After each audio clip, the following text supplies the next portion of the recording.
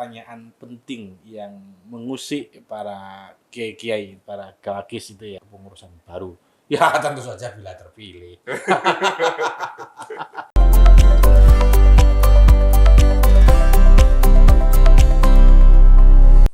Assalamualaikum warahmatullahi wabarakatuh. Sampai ketemu lagi sahabat-sahabat sekalian, para Tribuners, dengan saya, Redaktur Tribun Jateng Muhammad Nur Huda, dan tentunya masih dalam edisi spesial Tribun Topik, salah satu program spesial dari Tribun Jateng yang tentunya berbincang sekaligus membahas sejumlah hal isu-isu terkini sekaligus baik skala lokal maupun skala nasional. Dan kebetulan pada kesempatan kali ini kita akan mengulas sekaligus berbincang dengan tokoh yang juga istimewa. Tentunya kita akan sedikit nanti berbincang, syukur-syukur banyak nanti kalau beliau berkenan, kira-kira begitu. Dan kita kali ini akan membahas seputar isu mengenai persiapan konferensi wilayah PWNU Jawa Tengah yang kemarin sempat akan dilaksanakan akhir Agustus, kemudian diundur jadwalnya. Dan tentu dalam kesempatan kali ini kita sudah kehadiran tokoh sekaligus narasumber yang istimewa. Beliau adalah Dr. Kiai Haji Abdul Ghaffar Rozzin, atau kita kenal dengan panggilan Gus Rozzin. Assalamualaikum Gus. Waalaikumsalam Sudah disempatkan hadir dan mampir ke kantor redaksi kami, dan semoga ini tidak yang terakhir. Ya. Dan kesempatan berikutnya semoga nanti dapat berkenan untuk dapat bersilaturahmi ke kantor redaksi kami yang sederhana ini, kira-kira begitu. Sebelum kita nanti akan mengulas banyak hal, saya sedikit memperkenalkan sosok atau profil beliau. Gus Rozzin ini siapa sih sebenarnya? Meskipun di antara Tribuners, di antara masyarakat terutama kalangan Nahdliyin itu tentu sudah sangat mengenal sosok beliau. Gus Rozzin ini tokoh yang bukan kaleng-kaleng.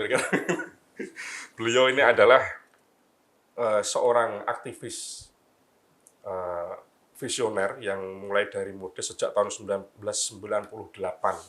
sudah mengikut kaderisasi di IPNU, Ikatan Pelajar Nahdlatul Ulama di pusat, kemudian aktif di Gerakan Pemuda Ansor, kemudian di LP Ma'arif di pimpinan di PBNU gitu sih. Ya, PBNU. Kemudian di ketua pengurus wilayah Rabithah Ma'ahid Islamiyah NU Jawa Tengah, kemudian ketua RMI pimpinan pusat atau ketua RMI PBNU, dan kemudian saat ini di PBNU sebagai Khatib Suriah pengurus besar Nahdlatul Ulama.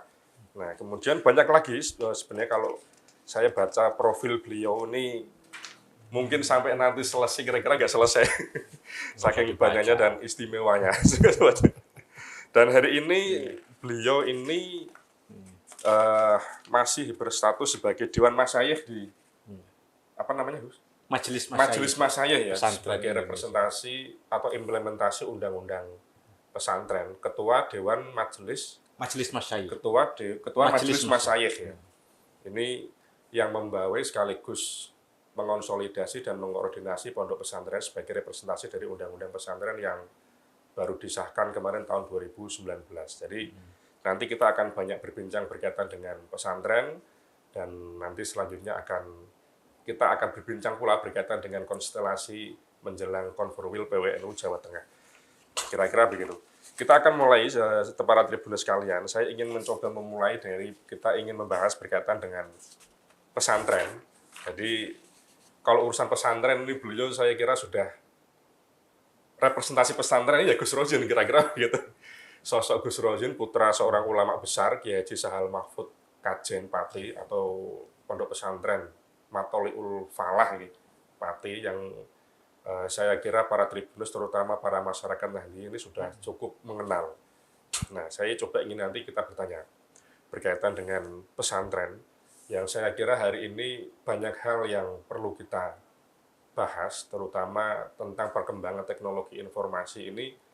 Pesantren yang memiliki karakteristik khusus, terutama dalam kurikulum pendidikan dalam pondok pesantren yang memiliki kekhususan dalam bidang ilmu salaf, Dan ini tentu ada irisan lain berkaitan dengan perkembangan teknologi informasi.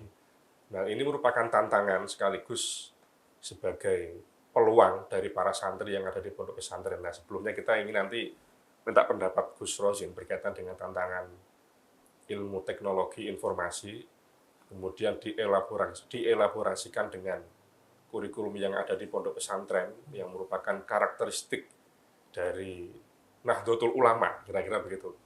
Menurut Gus Rozin berkaitan dengan tantangan sekaligus peluang teknologi informasi di pondok pesantren kembali berkaitan dengan bahwa pesantren mempunyai karakteristik pengetahuan tersendiri, Gus. Itu seperti apa, Gus, barangkali, Gus? Ya. Terima kasih Mas Uda. Sebelumnya tentu saya terima kasih sudah diterima di sini. Ini forum yang luar biasa dan ini bukan yang pertama saya hadir di Tribun. Dulu kita pernah punya gerakan Ayo Mondok, kita datang ke sini. Dan yang kedua, saya belum doktor, Mas. Semoga, Gus, saya amin. masih mahasiswa gitu. Jadi ini bahaya kalau saya mengatakan saya dokter itu nanti. Menjawab beberapa hal, terutama soal pesantren. Pesantren ini saya kira sesuatu yang sudah menjadi perhatian oleh semua orang, termasuk oleh negara dengan berbagai tantangannya. Khusus soal IT misalnya. Sampai saat ini tantangan di pesantren soal IT itu adalah kemauan semua pesantren ya, untuk mengadopsi IT ini sebagai sesuatu yang sangat penting. Gitu. Kita masih menjumpai di beberapa pesantren itu yang mengkhawatirkan IT ini sebagai ancaman, ya, bukan sebagai peluang. Nah, masih banyak. Dalam hal IT sebagai alat bekerja, dalam hal IT sebagai skill, ya saya kira sudah banyak yang mengadopsi dengan berbagai level, dengan cara masing-masing. Ya. Tetapi misalnya bagaimana pesantren mengadopsi media sosial, misalnya di dalam pembelajarannya itu tantangan yang saya kira lebih besar. Ya. Nah, kalau kita bicara soal dakwah Islam rahmatan lil alamin, ya. Dakwah moderasi beragama, dakwah Ahlussunnah wal Jamaah An-Nahdliyah begitu. Saya kira dalam konteks medsos ini pesantren agak tertinggal begitu karena memang pesantren ini di dalam konteks mengadopsi media sosial untuk media dakwah saya kira cukup terlambat dibanding yang lain. Tetapi ini sedang dikejar. Kesadaran itu sudah mulai muncul dan mulai berkembang gitu. Saya kira sudah mulai banyak pesantren-pesantren yang mengajarkan media sosial sebagai media dakwah itu masuk di dalam kurikulum secara terstruktur. Sudah ada. Tapi memang misalnya mayoritas pesantren kita itu masih melarang para santrinya membawa gadget. Ya, itu tantangan. Ya, saya tidak menganjurkan pesantren secara los membolehkan para santrinya membawa gadget, tidak. Tetapi saya kira bahwa gadget itu selain ancaman dia juga bisa menjadi peluang, itu saya kira juga kita perlu pertimbangkan. Tapi sudah artinya kita sudah mulai mengadopsi ke sana. Nah, memang kita harus selalu rajin mengenalkan ke pesantren aspek-aspek teknologi informasi ini. Misalnya sekarang ini ada ChatGPT, ada AI begitu kan. Apakah ini peluang atau ancaman untuk pesantren? Nah, saya kira ini hal yang harus yang harus kita research lebih dalam dan kita hasilkan analisis itu kepada pesantren-pesantren, saya kira gitu. Kemudian kalau di pondok pesantren biasanya kan ada aturan khusus yang kemudian misalnya tadi disebutkan misalnya kayak gadget itu memang dilarang di pondok pesantren. Dan sedangkan teknologi informasi hari ini kan juga menuntut untuk para peserta didik itu untuk mengikuti perkembangan teknologi dan informasi itu. Metode atau cara mengelaborasikan agar santri itu setidaknya bisa mengikuti perkembangan teknologi informasi dalam pondok pesantren. Itu kalau menurut Gus Rozin seperti apa kira-kira, Gus? Saya kira pesantren harus realistis. Tidak mungkin melarang gadget secara mutlak. Tidak mungkin. Kalau itu dilarang secara mutlak, ya pasti ada jalan keluar. Saya selalu menanyakan, memberikan pertanyaan penting yang mengusik para kiai-kiai, para galakis itu ya. Kalau di pondok panjenengan menika tidak boleh membawa handphone misalnya gadget, itu jenengan pernah enggak berkeliling ke warung-warung sebelah gitu. Ada enggak banyak charger bergelantungan? Itu punyanya siapa kan gitu kan. Itu kan pasti punyanya santri-santri. Tidak mungkin. Yang kita bisa lakukan itu mengendalikan. Anak-anak sekarang itu generasi alfa. Para santri ini sudah generasi Z, generasi alfa. Mereka sejak usia sangat dini berkenalan dengan gadget, berkenalan dengan dunia IT. Ketika kemudian mereka itu sudah menjadi bagian dari hidup mereka, nggak mungkin melarang sama sekali. Yang bisa kita lakukan itu adalah satu, mengendalikan, dua, justru memperkenalkan gadget secara sistematis dan terstruktur. Begitu. Menurut saya kita merubah kehadiran gadget yang memang sudah terpisahkan ini dari ancaman menjadi peluang. Begitu. Jadi memang kalau urusan pesantren ini Gus Rozin udah ahli. Sekarang ini Gus, kita juga akan mengulas sekaligus kita ingin masuk mengenai dengan isu-isu hari ini berkaitan dengan konferensi wilayah PWNU Jawa Tengah yang dalam beberapa waktu terakhir kan sempat ada isu mundurkan jadwalnya. Sudah mendengar informasi itu nggak soal pengunduran jadwal itu panjangnya? Ya, yang jelas beberapa provinsi, mungkin Jawa Tengah juga itu ada perpanjangan masa khidmah. Begitu, ada yang 6 bulan, ada yang 3 bulan, begitu. Mungkin Jawa Tengah juga akan mendapatkan perpanjangan serupa. Yang itu artinya juga tidak persis tetapi berimplikasi kepada pengunduran jadwal konferensi wilayah, begitu. Menunggu, karena ini dua hal yang berbeda ya, antara perpanjangan masa khidmah dan pengunduran konferensi, ini dua hal yang berbeda. Jadi untuk konferensi wilayah itu juga masih menunggu lampu hijau dari PBNU. Nah, kemudian ini Gus Rozin ini kan tokoh nasional, mantan ketua PP RMI PBNU, dan sudah malang melintang baik secara nasional maupun internasional berkaitan dengan ke-NU-an ataupun terutama pondok pesantren. Kemudian kok berkenan turun gunung ke Jawa Tengah. Ini kira-kira ceritanya bagaimana, Gus? Ini bukan turun gunung ini. Naik gunung. Ini. Karena saya kira kalau di NU itu kita berkhidmah di level PBNU maupun di level ranting itu sama-sama khidmahnya. Begitu. Dan kita itu kan sebagai santri kan diukur sejauh mana manfaat yang bisa kita berikan kepada Nahdlatul Ulama. Saya berpikir bahwa saya mungkin bisa memberikan manfaat yang lebih besar ketika berada di Jawa Tengah ya, dengan berbagai pertimbangan. Misalnya pertimbangan yang pertama, saya kira Jawa Tengah ini adalah provinsi yang sangat strategis, begitu. NU-nya itu NU kedua terbesar se-Indonesia setelah Jawa Timur, dan mungkin terbesar kedua, artinya terbesar kedua sedunia juga. Begitu. Dan Jawa Tengah dan NU itu saling membutuhkan.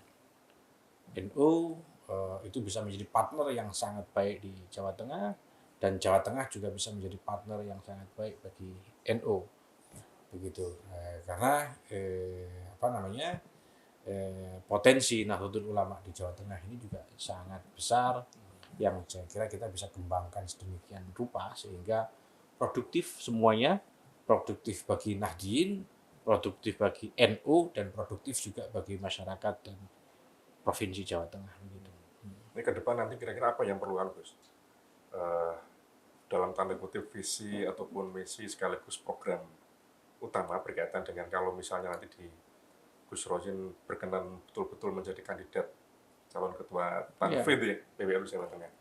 Ya, ini salah satu perkhidmatan ya, khidmah itu bisa di mana-mana. Dan di Jawa Tengah ini saya kira beberapa hal penting ya. Satu, Jawa Tengah ini menjadi provinsi yang strategis sekaligus challenging dalam konteks kebinekaan. Ya. Merawat kebinekaan di Indonesia, kita tidak bisa meninggalkan Jawa Tengah yang kebinekaannya.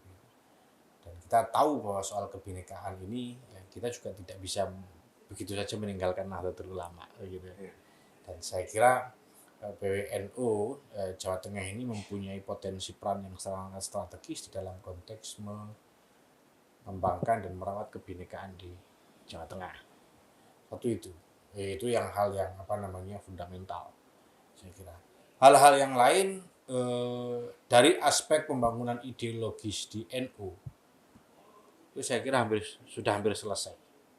Ideologisasi di NU-nya itu sudah hampir selesai. Nah, sekarang bagaimana kemudian NU ini betul-betul hadir di masyarakat, betul-betul hadir secara real di masyarakat. Bagaimana NU kemudian bisa mengembangkan pelayanannya kepada masyarakat secara real. Ideologis itu kan real tetapi tidak real. Real tetapi tidak kelihatan kan begitu kan ya. Kan fundamental yang tidak kelihatan. Nah, sekarang yang kelihatan. Beberapa isu yang saya kira menjadi sangat penting untuk disentuh ya. Satu, isu pelayanan kesehatan terhadap publik ya di Nahdlatul Ulama. Yang kemudian isu pendidikan juga. Pendidikan ini ada dua, ya pendidikan pesantren maupun pendidikan yang non pesantren ya. Terus kemudian isu-isu yang lain, bagaimana kita bisa merawat masjid dan sebagainya. Isu yang lain pula itu bagaimana kemudian pengembangan ekonomi itu bisa betul-betul terrealisasi baik untuk Nahdliyin-nya maupun untuk Nahdlatul Ulama-nya, dua hal itu. Saya kira itu menjadi penting juga. Aspek yang lain saya kira NU itu membesar, Mas. Kalau kita melihat survei LSI misalnya tahun 2005, orang yang mengaku berafiliasi dengan NU itu hanya 27%. Nah, tahun 2023, 56%. Koma sekian gitu ya. 56%. Menurut Al-Farah 59% dari masyarakat muslim di Indonesia. Ya, artinya ini tanpa kita sadari, tanpa kita duga dan tanpa ada gerakan menarik orang ke NU. Ayo lo ber-NU, tidak begitu kan. Yang sudah dibangun selama ini ternyata berhasil membangun ketertarikan orang kepada NU, terbukti dengan berbagai survei itu tadi antara 2005 sampai 2023 itu peningkatannya sangat signifikan. Karena NU besar ini, maka perhatiannya juga harus besar pula. Kita melihat Jawa Tengah itu tidak bisa melihat hanya regional Jawa Tengah. Helikopter view-nya juga harus lengkap kan begitu kan ya. Helikopter view itu bagaimana kemudian posisi Jawa Tengah di antara posisi NU yang lain se-Indonesia. Ya, bagaimana kemudian masyarakat Jawa Tengah itu dipotret dari atas dibandingkan dengan masyarakat yang lain di Jawa Tengah. Begitu. Saya kira selama ini pengalaman atau ilmu apapun yang saya dapatkan di pusat ya di PBNU itu dalam konteks helikopter view ini menjadi sangat bermanfaat. Kemudian menjelang konferwil istilahnya, konferensi wilayah, konferwil PWNU Jawa Tengah, dan kita di media ini kan juga menangkap ada isu-isu yang berkembang, misal ada upaya mobilisasi dari kelompok tertentu di kelompok ASN tertentu misalnya seperti itu, atau ada semacam kayak a bus of power. Nah itu kira-kira kalau menurut Gus Susi sudah mencium atau setidaknya mendengar informasi tersebut atau belum, Gus? Oh, saya tidak tahu itu. Nah, tapi saya kira NU mempunyai beberapa jurisprudensi. NU mempunyai beberapa pengalaman soal ini. Pulang pengalaman terbesar adalah ketika Muktamar tahun 90 Cipasung 94 ya. Muktamar 94 Cipasung. Bagaimana Gus Dur dengan segala kekuatannya itu melawan okupasi kekuasaan. Ya. Bagaimana Gus Dur dengan segala pengorbanan yang dimilikinya, mulai dari tidak boleh duduk di depan, mulai ditolak-tolak sampai kemudian pasca muktamar kemudian ada gugatan, ada kepengurusan ganda. Itu adalah pengorbanan Gus Dur yang luar biasa di dalam konteks menolak intervensi kekuasaan. Ya, dalam hal ini adalah bagaimana Gus Dur itu selalu menjaga NU supaya independen sebagai partnernya negara. Ya, partner negara. NU itu bergerak di wilayah kebangsaan dan oleh karena itu intervensi itu ditolak oleh Gus Dur. Itu yang pertama. Yang kedua, misalnya Muktamar Jombang kemarin. Ini contoh yang lama dan contoh yang agak baru ya. Muktamar Jombang kemarin juga ada gelombang penolakan terhadap pengerahan atau pengaruh ASN ya. Muktamar Jombang itu kita lihat bahwa ada banyak kritikan kepada Kementerian Agama menolak yang dianggap ikut intervensi di dalam mendorong calon-calon tertentu. Kementerian Agama. Jombang ya. Oh, dari Jombang. Di Muktamar Jombang. Ya, saya kira itu kita jadikan jurisprudensi bahwa sebetulnya di NU itu yang terpenting adalah menjaga independensi NU ya supaya terlepas dari pengaruh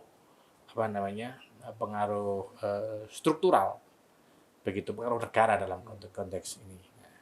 Nah, itu juga yang kita lakukan ketika kita mendorong hadirnya undang-undang pesantren. Bagaimana negara hadir, tetapi bagaimana negara tidak mengintervensi. Hadir tetapi tidak mengintervensi, ya kan? Nah, itu menjadi sangat penting dan itu cukup berhasil kita lakukan. Dan ini harus kita perjuangkan di dalam menjaga kemandirian dan independensi Nahdlatul Ulama. Itu juga kan yang digariskan oleh Ketua Umum Gus Yahya kan? Ya, Gus Yahya itu ya dalam konteks NU tidak berpolitik praktis itu kan selalu digaungkan ya. Kita tahu sendiri kan ya. Sampai tadi malam juga demikian kan bicara di istana kan begitu. Kemudian kalau saya ingat ada isu pengerahan kekuatan tertentu, kemudian dengan kelompok yang lain, saya ingat dengan istilah NU kultural dengan NU struktural. Ini dari dahulu dan sampai dengan hari ini sepertinya masih jadi pembahasan di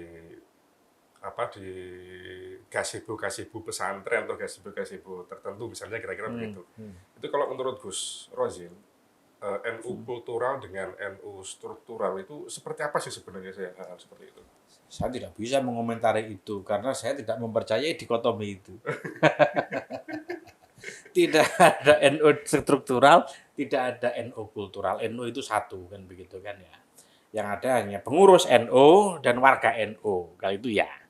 Nah, tapi kemudian NU kalau kita ngomong soal NU kultural dan NU struktural itu berarti NU kultural mempunyai preferensi power tertentu. NU struktural juga memiliki preferensi power tertentu dan itu akan sangat berbahaya dikotomi itu. Ya, ada warga NU dan pengurus NU. Pengurus NU bertugas untuk memberdayakan dan melindungi warganya, begitu kan? Nah, warga NU, saya kira yang kita perlu menjadi perhatian adalah seringkali yang diputuskan oleh NU, pengurus NU, baik itu di level PW, di level PB, itu tidak dipahami secara utuh oleh warganya. Itu yang saya kira kita perlu menjembatani. Apa yang diputuskan oleh DPB, termasuk latar belakangnya, itu kan kadang-kadang dipahami secara sepotong maksud saya, oleh warganya. Nah, sehingga kemudian muncul perbedaan perspektif. Perbedaan perspektif ini yang kemudian menjadi perbedaan politik. Perbedaan politik yang kemudian mendikotomisasi menjadi kultural dan struktural yang seolah-olah itu sesuatu yang berhadapan. Saya kira tidak demikian. Yang NU itu hanya ada pengurus dan warga dan itu menjadi tugas NU di berbagai levelnya, di PB, di PW, di PC untuk menjembatani komunikasi itu. Nah, itu menjadi tugas PWNU juga sebetulnya. Kemudian ini dari biasanya dalam proses konstelasi proses suksesi itu di berbagai macam kelompok masyarakat, termasuk dalam hal ini di Nahdlatul Ulama. Biasanya kan ada semacam kayak intervensi dari pusat, kalau istilahnya hari ini yang populer ini kan dekangan pusat kira-kira. Nah ini setidaknya kan biasanya mempengaruhi proses di level bawahnya. PBNU punya referensi atau paradigma dengan kandidat tertentu, kemudian setidaknya mempengaruhi proses di bawah. Betul. Nah itu di proses di Jawa Tengah ini sendiri seperti apa, Gus? Kalau menurut dengan barangkali meraba, atau setidaknya biasanya kalau kandidat ini kan radarnya lebih sensitif dibanding dengan yang lain. Sejauh yang saya tahu, PBNU tidak mempunyai preferensi terhadap siapapun. PBNU, ya pengurus besar Nahdlatul Ulama. Ya, PBNU mempersilahkan siapapun untuk berkontestasi.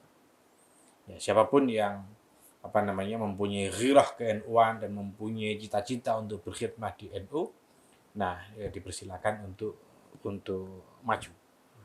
Begitu. Ya, jadi tidak ada preferensi dari PBNU untuk ataupun isyarat untuk menunjuk kepada siapapun, tidak ada. PBNU ya. Sudah keliling ke sejumlah daerah di Jawa Tengah, Gus, berarti ini? Sudah sekitar 400 MWC NU.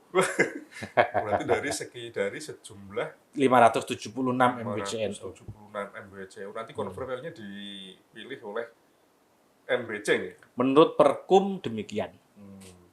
500 sekian, berarti sudah hampir 90%. Ya. Ya, khidmahnya banyak. Ketika kita berkomunikasi dengan MWC itu sekaligus belanja gagasan. Ya. Dan kita datang berkeliling itu selalu dengan istilahnya ada think tank. Setiap gagasan yang baru kita catat, kita tulis, begitu. Nah, sehingga ini bisa menjadi entry point, ya, sekaligus menjadi titik berangkat, ya, kita ketika dikehendaki oleh Allah untuk berkhidmat di Jawa Tengah. Artinya kita mendapatkan banyak sekali informasi, gagasan-gagasan baru, ya, gagasan-gagasan yang selama ini tidak terfikir, ya, baru, unik, kan begitu, tidak terfikir, ya, begitu. Istimewa pokoknya kalau Gus Rozin. Terus ini Gus Rozin ini kan putra guru kita, Mbah Sahal Mahfud. Itu sosok Mbah Sahal itu kalau menurut Gus Rozin, perspektif dalam berkhidmah di Nahdlatul Ulama, itu yang ditangkap dari panjenengan itu dari sosok beliau seperti apa, Gus? Kiai Sahal itu total, tapi memang tidak banyak berbicara. Kiai Sahal itu irit sekali berbicara terhadap siapapun, termasuk terhadap media. Kita jenengan sendiri kalau orang media pasti tahu betapa sulitnya untuk mengakses kepada beliau. Sebenarnya tidak hanya media, ya. Nah, hanya berbicara yang penting-penting, hanya berbicara yang sifatnya urgent, kan begitu. Nah, tapi bahwa kalau mikirkan NU itu bisa tidak tidur, bisa sakit, itu ya beliau. Sampai kan beliau selama 10 tahun terakhir, ya, mulai tahun 2000 sekian, ya 2004 2005, mulai 2005 2006 itu ketika beraktivitas di dokter di NU itu kan selalu didampingi dokter, selalu, ya, karena ya Kiai Sahal itu jarang mengekspresikan apa yang difikirkan itu secara verbal. Kalau ada sesuatu yang tidak berkenan di hati, di batin, sakit, gitu. Ya, sudah. Sehingga kemudian dibawa dokter kemana-mana. Itu beliau. Bahwa kemudian pada rapat pleno yang terakhir, kalau tidak salah di Wonosobo, itu yang rapat pleno terakhir yang dihadiri oleh Kiai Sahal, maksud saya, di Wonosobo, itu Kiai Sahal menggarisbawahi soal politik kebangsaan Nahdlatul Ulama, Itu yang saya kira menjadi titik pijak pengurus PBNU sampai sekarang. Ya. Kalau nilai totalitas yang dimaksud tadi yang disampaikan Gus Rozin dari sosok Mbah Sahal itu yang bisa ditangkap dan barangkali bisa dijadikan inspirasi oleh para Tribuners, terutama masyarakat nanti itu kira-kira apa Gus? Totalitas dalam berkhidmahnya itu seperti apa? Kalau waktu jelas tidak, ya, karena kehadiran in person di PBNU tentu terbatas, ya. Tapi dalam konteks menjaga prinsip, dalam konteks sebagai penjaga gawang dalam hal prinsip di Nahdlatul Ulama, saya kira itu menjadi sangat penting dalam kedudukan beliau sebagai Rais Am.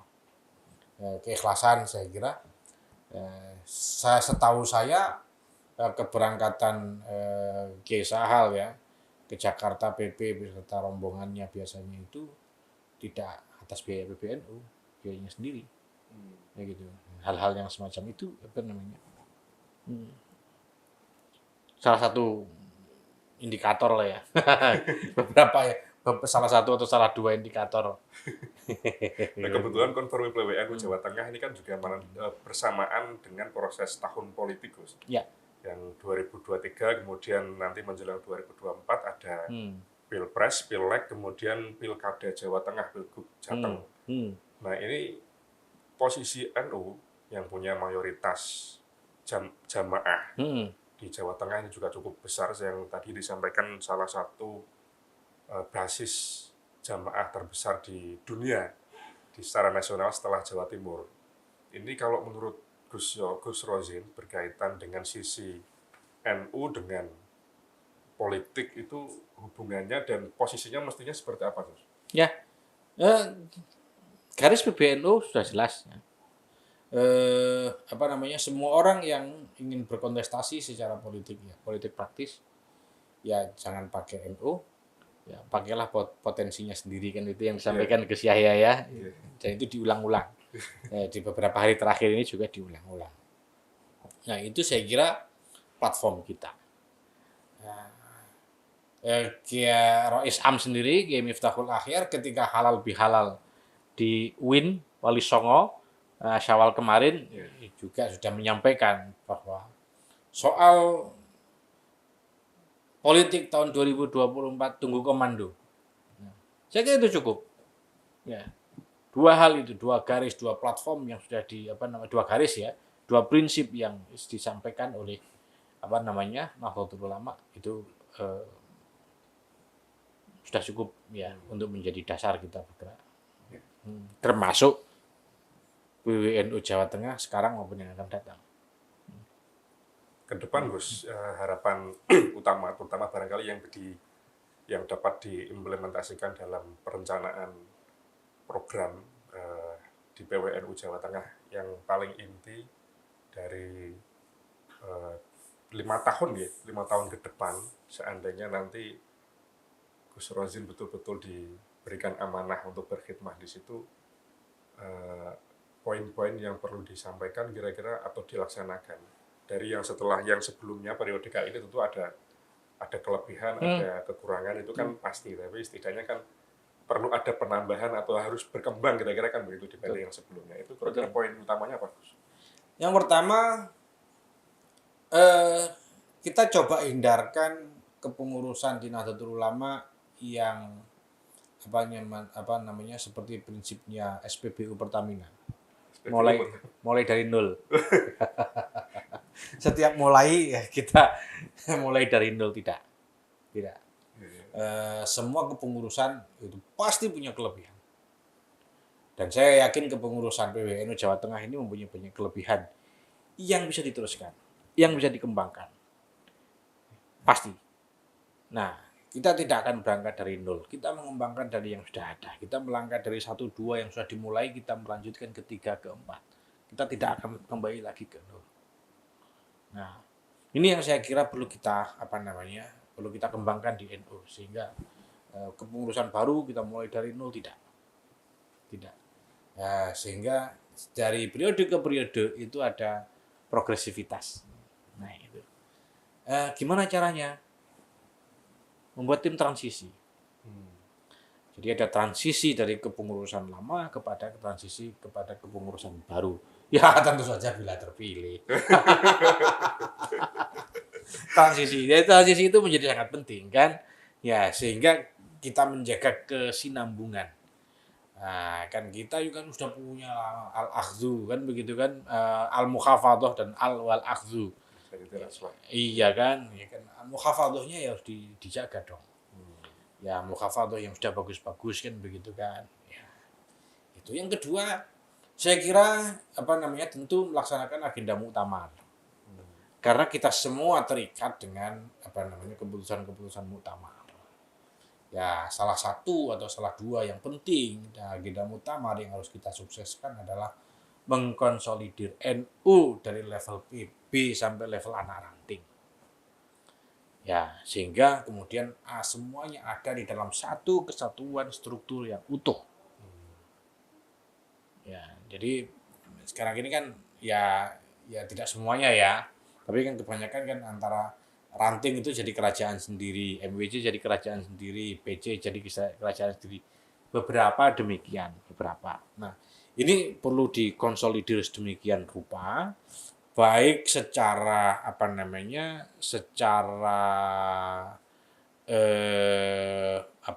secara offline ya, secara real gerakan maupun secara digital. Semuanya dikonsolidir begitu sehingga NU mulai dari PB sampai di level ranting ini menjadi satu kesatuan struktur kepengurusan yang utuh, nyambung. Itu yang saya kira itu mungkin pekerjaan yang cukup menyita energi. Yang ketiga tadi itu ya sudah saya sampaikan bagaimana NU itu hadir secara real di masyarakat melalui beberapa isu kesejahteraan, isu kesehatan, isu pendidikan, isu yang lain-lain itu. Sehingga NU ini hadir. Nahdlatul Ulama ini hadir itu. Masyarakat merasakan kehadiran Nahdlatul Ulama. Itu juga bagian dari amanah muktamar. Misalnya amanah muktamar ini setiap PCNU wajib memiliki satu klinik misalnya. Itu kan bagian dari itu.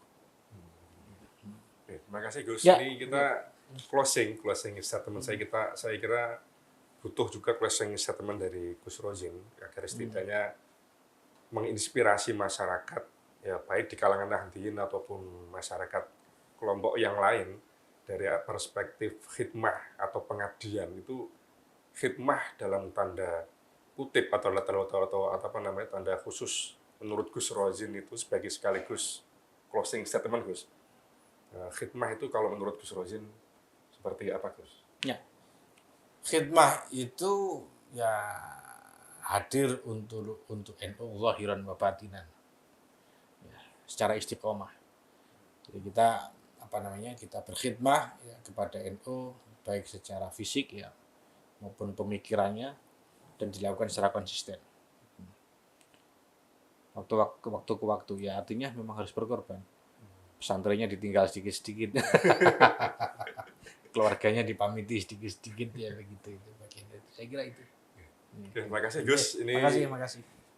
Luar biasa sebenarnya banyak sekali yang ingin kita sampaikan, yang kita tanyakan sekaligus barangkali jadi bahan pembahasan dalam pertemuan kali ini. Tapi kalau kita bahas hari ini semua nanti kita tidak bisa bahas berikutnya karena kita berharap Gus Royer nanti dapat berkenan mampir lagi ke kantor redaksi kita kira-kira gitu. Saya kira itu para Tribuners sekalian dan semoga apa yang kita bahas hari ini betul-betul memberikan inspirasi bagi kita semuanya dan kami kembali menyampaikan terima kasih Gus atas kesempatannya. Terima kasih. Dan semoga apa yang dihajatkan Gus Royen dan masyarakat Nahdliyin di Jawa Tengah betul-betul nanti bisa dikabulkan Allah Subhanahu wa taala. Amin. Dari kami atas nama redaksi menyampaikan terima kasih dan sampai jumpa di Tribun Topik berikutnya dari kami. Wassalamualaikum warahmatullahi wabarakatuh. Waalaikumsalam.